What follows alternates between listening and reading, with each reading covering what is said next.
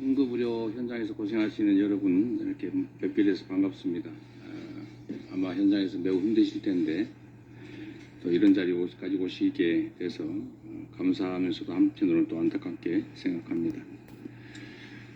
저희가 옆에서 지켜보기에도 지금 무리한 정부 정책 시행 강행 때문에 대한민국 의료 체계가 붕괴 위기에 직면해 있다라는 생각이 듭니다. 그 중에서도 가장 심각한 게 아마 응급실 문제인 것 같고, 응급의료 체계가 소위 응급실 뺑뺑이라는 이름으로 아주 상징화되고 있습니다. 정상적인 의료 체계가 작동한다면 살릴 수 있었던 생명이 실제로는 쓰러지는 그런 안타까운 현실이 벌어지고 있습니다.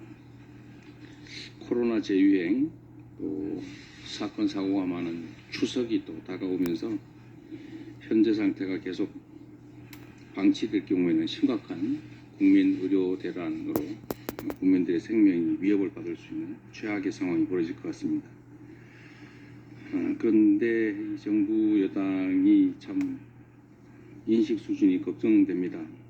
의료 현장 한번 가봐라, 별 문제 없다 라고 한다든지, 6개월만 버티면 이긴다, 이게 무슨 전쟁하는 것도 아닌데 마치 승부처럼 이렇게 생각하는 정부 관료까지 있는 것 같습니다. 정부 운영, 국정 운영에서 국민의 생명 안전을 지키는 것만큼 중요한 게 또 어디 있겠습니까?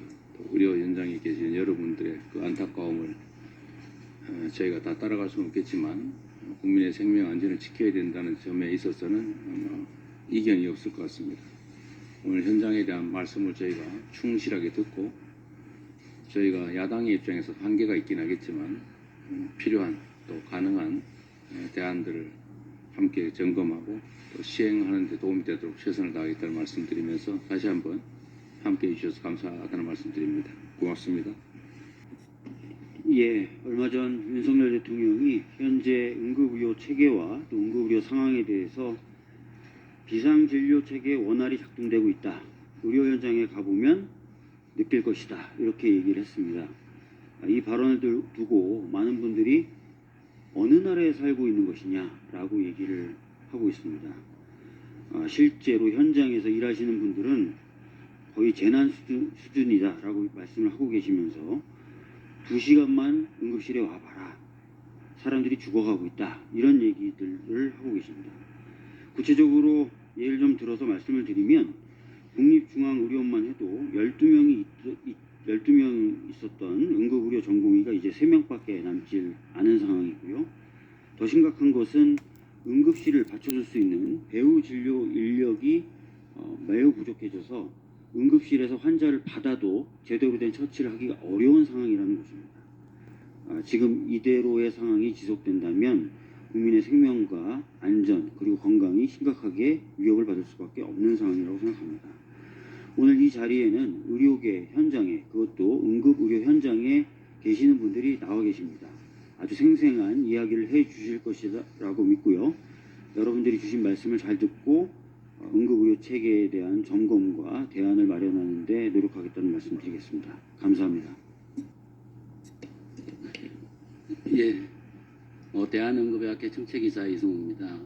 먼저 이 자리에 이렇게 응급 현장의 목소리를 전달할 수 있는 기회를 주신 이재명 대표님, 그리고 박주민 위원장님, 의원 여러분들께 깊이 감사드립니다. 응급의료는 그게 인력, 그리고 또 시설, 장비, 또 이를 운용할 여러 가지 제도라든가 법률 등에 의해서 응급 환자에게 각자의 중증도에 맞는 그런 적정 치료를 즉시에 제공하는 것을 목표로 하고 있고, 이를 위한 연구와 교육 활동을 하는 것이 저희의 존재 이유입니다. 그런데 이번 현재의 의정 갈등은 이런 여러 가지 요소들 중에 특히 인력 문제에서 큰 장애 또 제한, 피해를 입히고 있습니다. 이미 응급의학과의 같은 경우에는 전공의 수련 과정 중에 응급진료에서 차지하는 포션이 타가보다도 훨씬 더 사실은 높습니다.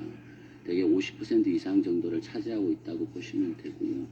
근데 이제 이 인력이 빠지기 때문에 그 공백을 메우기가 쉽지는 않습니다. 그리고